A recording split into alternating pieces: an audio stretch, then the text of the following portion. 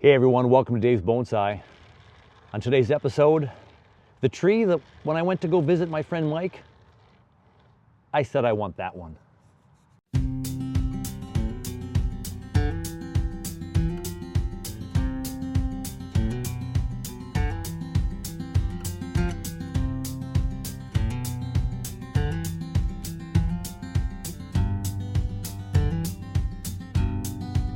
Welcome to Bonsai Acres.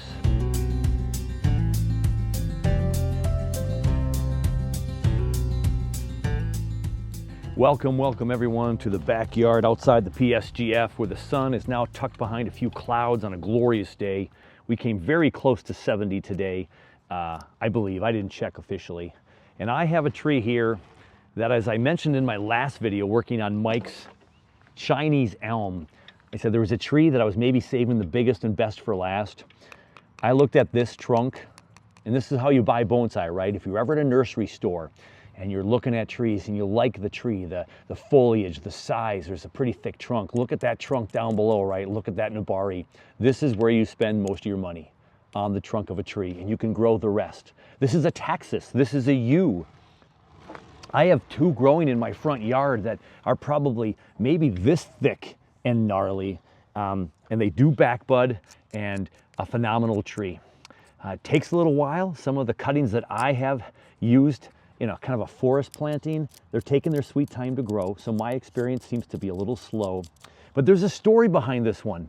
So one of the things I love about bonsai and the journey these trees take is Michael got this tree from another friend of his, at least an acquaintance, a friend, who had this yew, this Taxus, growing in a barrel, like a wine barrel, like a whiskey barrel in front of their yard, growing for years. And so again, this took years to develop. And then Michael collected it as a urban yamadori from his friend from the whiskey barrel, saved this tree and turned it into a bonsai. So yeah, whiskey barrel to bonsai pot. And this is a bonsai pot that I believe one of our MBS members made, Carol. So this is one of Carol's pots. And I don't know that I'm going to be able to reuse it. Now I say that because there's a couple of decent cracks in it, and I just don't know if it's going to survive this repot and if I might crack it or break it. I'm not sure. There's quite a lot of patina on it, so it's really nice patinaed, but it's in tough shape. So I don't know if I'm going to be able to put this back into this same pot. And if that's not the case, I do have a pretty nice Japanese style pot that's a little bit flatter than this, not as deep, but maybe a little bit bigger left to right, front to back.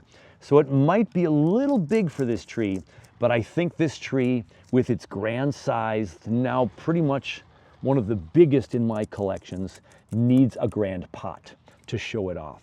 So we're going to get it out of here and see the condition of the pot, but there is a crack right here on the corner and it splits down here more. I'm just a little bit nervous of what's going to happen. So here is Michael's Taxus that we are going to make my own just a little bit. Now there's more broken up soil than the last two repots, so I don't know that this one is nearly as root bound as the other two that I recently did. Well, the Japanese, or the trident maple rather, the Chinese elm, and we also worked on, what's the other one I worked on that had a pretty good root system? There's been so many I can't recall. All right, so let's do the tricky part here. Let's see what we got down below here. Yeah, this thing's wired in nice. So we'll cut those off. Trying to be gentle with this pot because I don't know if it's going to be around after this repot.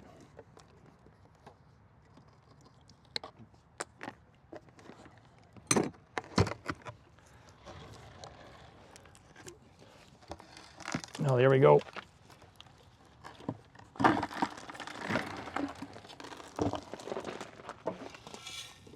Quite a different root structure in this Taxus than the last couple trees I worked on. You know, the boxwood. Oh, that was the other big one, the boxwood.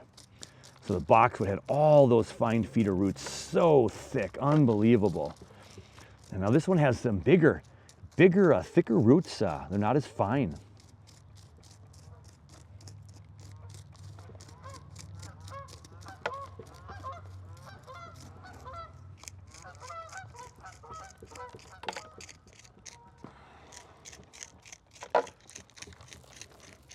The songs of a Canadian honker or two flying overhead.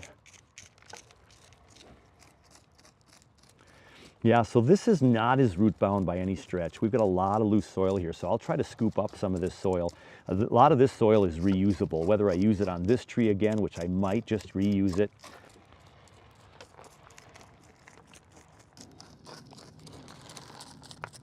I've talked a lot in the last couple of months of repots here with the repot season, that one of the reasons we repot is not just the season we're in, but because we don't know what we've got. We don't know what the other person did or what they worked with and what kind of soil is in there through and through. And now Mike's trees have been all fantastically potted up and with the soil that I like to use, and so no concerns there, but I still want to see what this tree is all about and where I might want to take it. And I did not have any indication.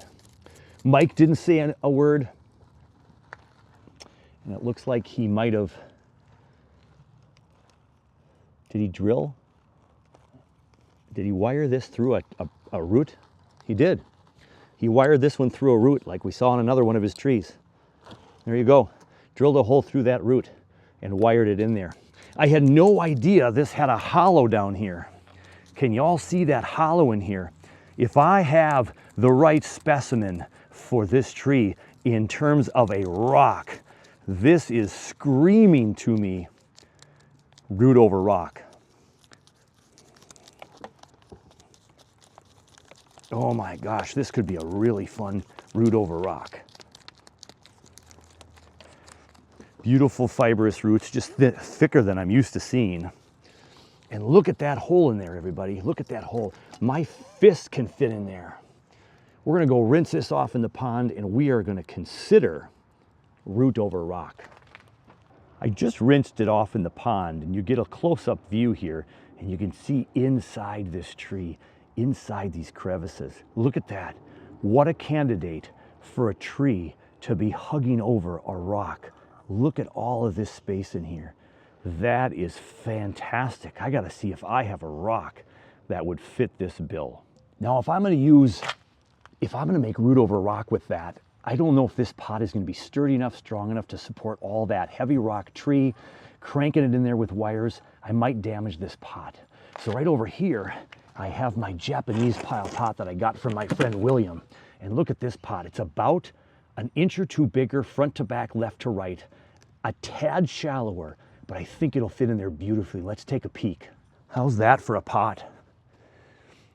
Now, the pot that he had it in was a really nice color for this tree. Right now, this pot does not do as good of a job of highlighting the redness of that trunk, especially when it's wet, when I just dunked it. It doesn't highlight that quite as much, but the pot size is where I need it.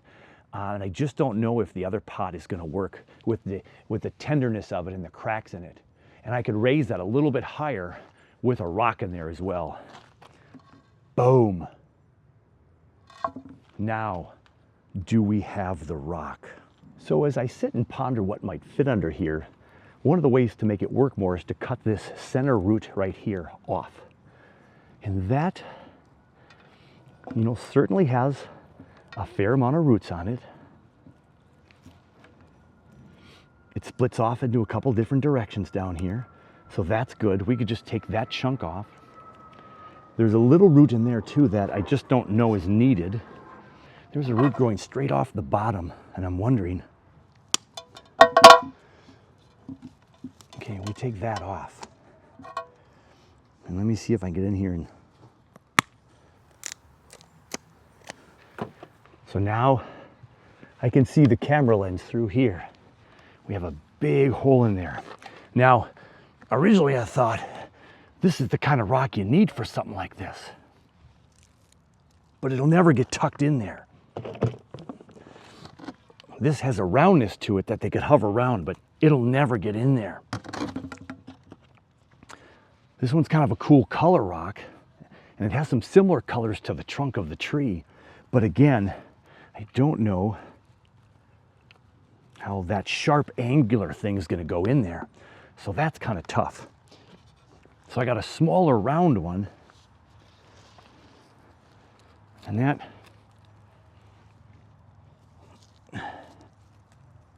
that kind of works its way in there.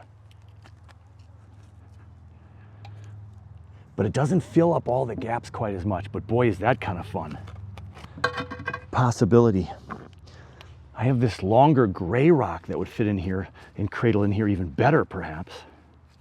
And again, from this angle, which is the angle I like, you can see the rock in there. And it looks like it's hugging around that rock. We would try to get it in there as high as possible. Maybe the skinny side first, Dave. So there's the back. There's the front. But if it was just a little bit bigger, that's a really remote possibility. Then there's this one that has a bit of a chunk off the bottom. Oh, but that fits in there even better, all the way in there. And it's flat. Look at that, everybody. Now, oh my gosh, you don't know how big the rock is below. There's a couple of gaps in there though that I'm not quite sure if I like, but it fits all the way across that trunk pretty good. And I didn't have to cut this bottom one off. Look at that, it's actually sitting inside the root right there. It fit underneath that root so we could keep it if we wanted to.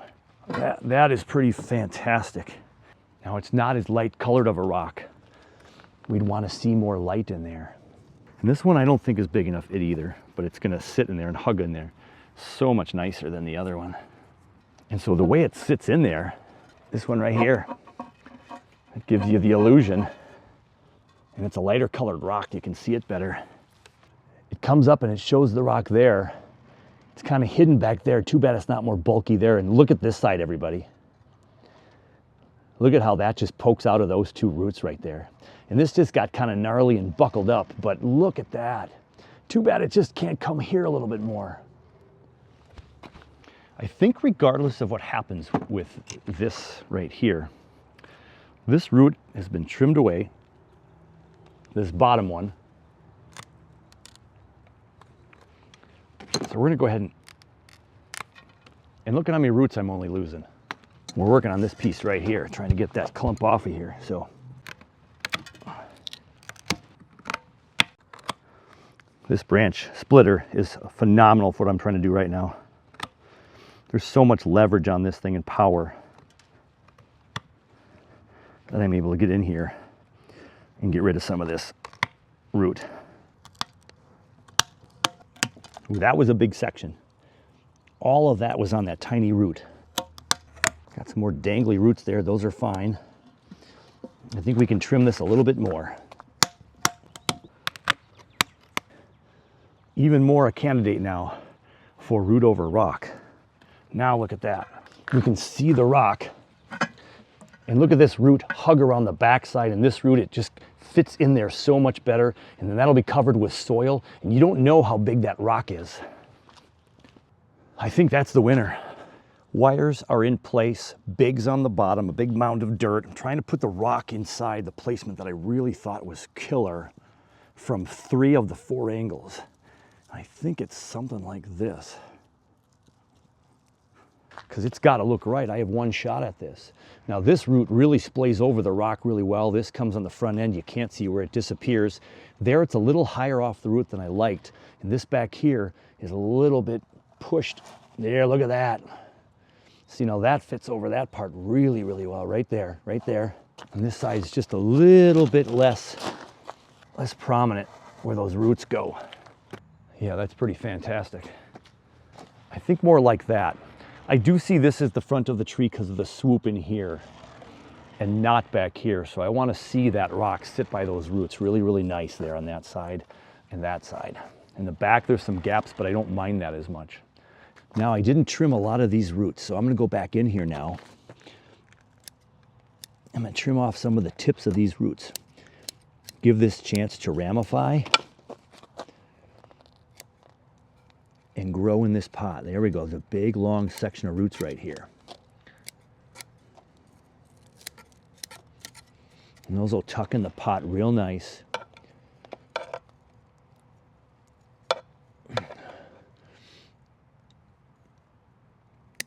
Cut that top root off. Actually, I'm going to cut those top roots off as well, because we have some lower roots that'll be nice. So I'm thinking about wrapping the root, this front, all the way around to this back. And then I can run the other one around this side, and I'm going to hug it in that way. Let's see if that's going to get it taut enough here around this rock. I will also put a little bit of inner tube on there to protect those roots in case we expose those more in the future. And then wrapping around the other side so the two wires are pulling against each other to keep the tree nice and taut. Now this is also going against some roots that could be exposed, so I could put an inner tube around here too, but that's not going anywhere. And now we're going to fill it up with some soil. So as I tampen on the tree here, take some soil out, tamping it down some more. I want to see some of the rock right now. So a full gallon of water. Yeah, this will be one of my heavier trees, no doubt. We've got the rock inside there. You can just see it through the crack of that tree. We could have probably raised it out of the pot a little bit more and then put those put the wire, the tie downs a little bit lower. So live and learn. I'm not going to repot this one today and stress it out more, but we know that we can raise this out of the pot another good couple of inches for next time. So right now, this will just hold it in place, let it grow its new roots and spread out roots, and we have a rock under there that people can see from up close, but if we get any moss around here, that'll disappear. But it'll be so exciting 2 years from now when we pull this out of the pot, we can see how much more of that we can raise up and get this thing going. And now we pick up the scissors. What are we going to do with this tree? So there we have a beautiful tree wrapped around a rock. I didn't know I had that much exposed underneath, and it just looks like a twisty, fun rock. This goes over our tree, that is. This root goes over here. This comes over the front. This comes out the side. Looking really, really nice. So we've got a little bit of cleanup we can do in here. Right here. This branch is growing from this branch right here. I don't know if we'll keep that long term. But for short term, we're going to make the wound a little bit shorter. So we can see the wound today. We've got these branches down here that can also grow up and hide that in time, but we're going to cut these inside ones out so the branch lays more flat. Now it's crossing the tree here, so let's just cut that back one off too. And we'll just keep this one.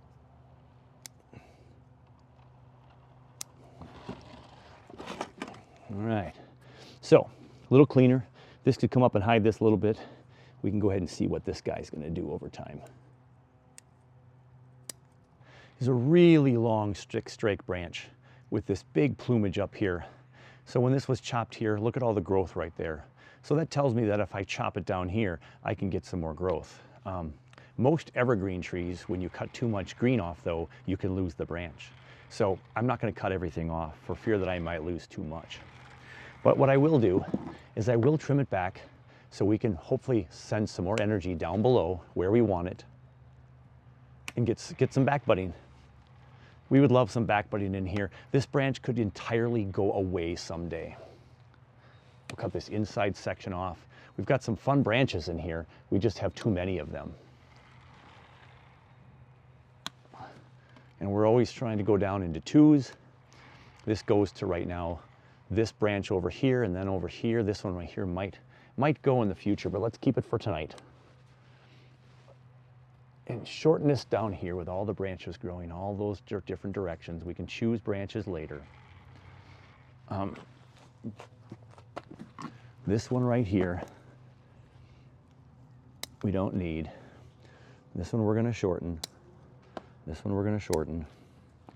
So we just took off a lot of energy up here, but we left enough energy up here that I hope we see some kind of back budding down in here. It'll get all kinds of light, we'll fertilize real heavy, and we'll see what we get.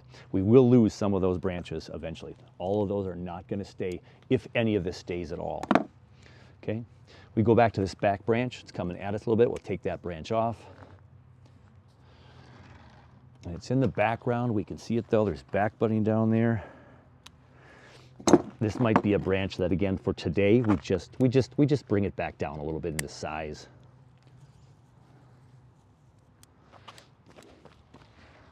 Yeah, so we have a pad up here, we have a pad down here.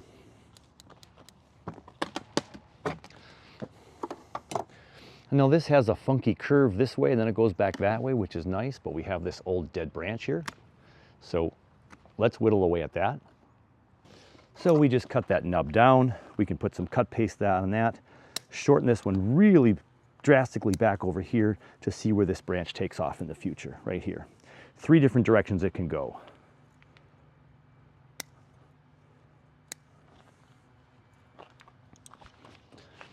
So that's this guy down here all cleaned up. Let some light in there. And here we got a couple of thick branches that are crisscrossing back here. We don't need a crisscross. We've got a lot of branches, coming down to 2 if we can. We got 3 branches still in here.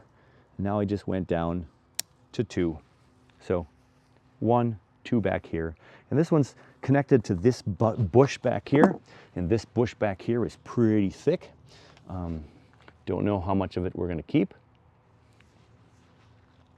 There's another old cut point right there that we would love to clean up a little bit more, but there's too many branches growing from that spot. But now let's look at it from back there.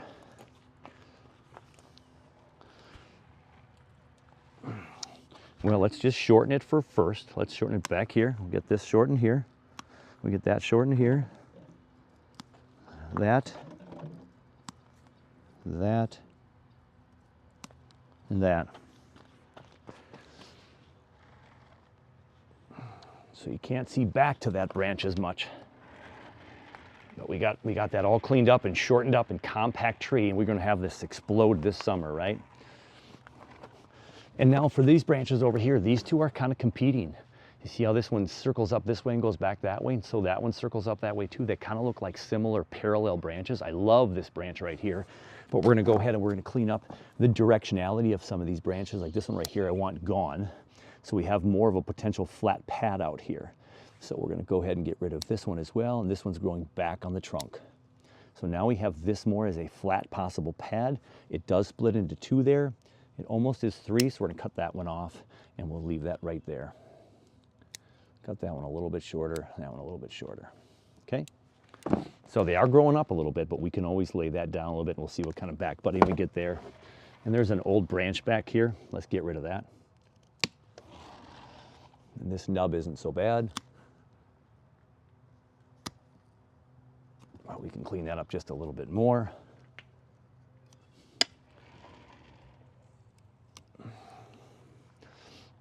Now this looks like it's some old deadwood feature right here. Don't know if I want all 3 of those dead features, plus there's one in there that's kind of gone. Let's cut that one off. Let's cut this inside one off. That'll heal up nice in there and make that a nice smooth transition. Right there, a couple of nubs taken off. We'll worry about these bigger ones later.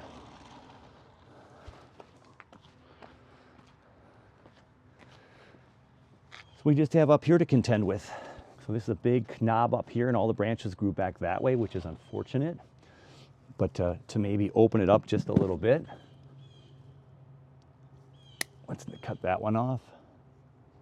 Let's cut that one off.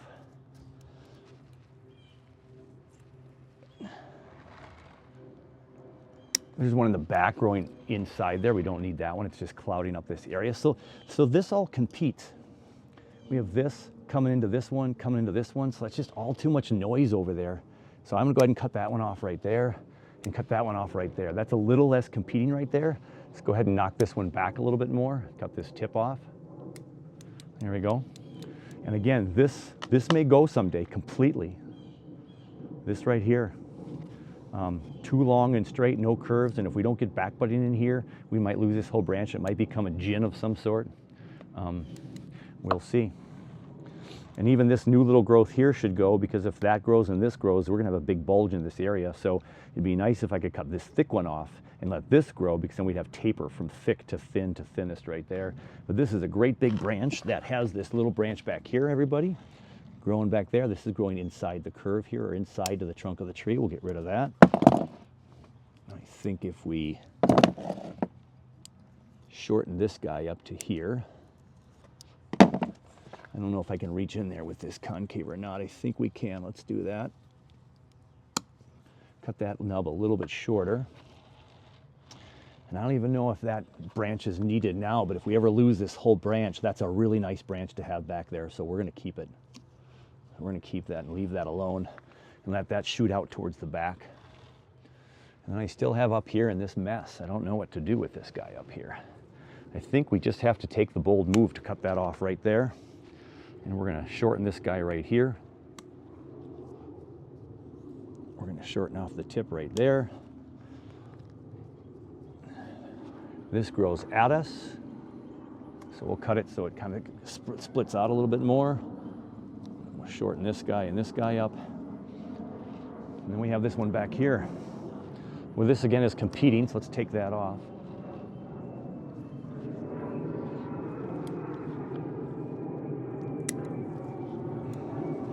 I just took a branch off here that's going back towards this one. Pulling back and taking a look at it, we obviously have two height issues, but if I cut all this off, I won't get any back budding that I know of here. So we're gonna wait and see if we get back budding. So that's later. This is pretty bare down to here, but we got these two beautiful branches here and here. Movement, taper, we just get rid of this whole chunk someday and hope that heals up over time. And then this one is a great big, long, skinny section of nothingness either. There's no branching on there. But these obviously branched out at some point. Here was an old branch point here. We could get some back budding in here.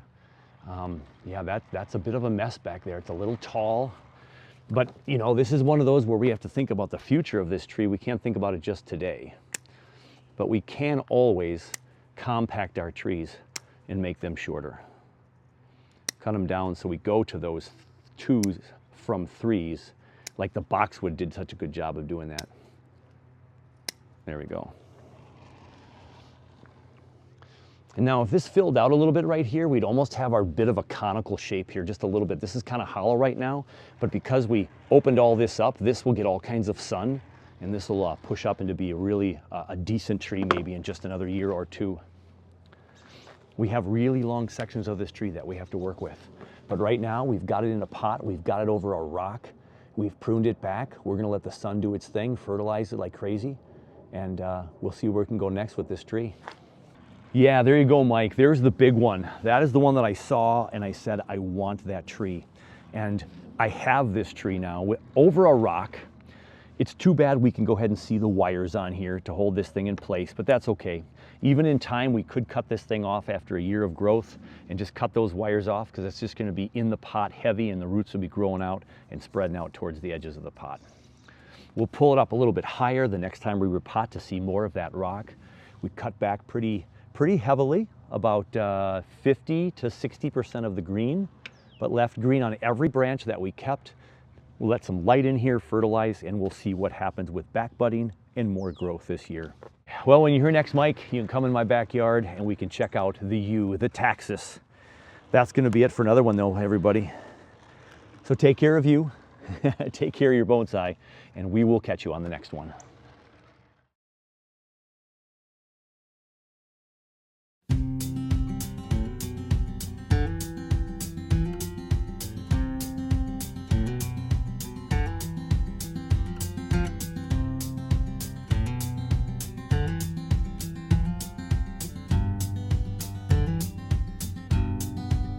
Welcome to Bonsai Acres.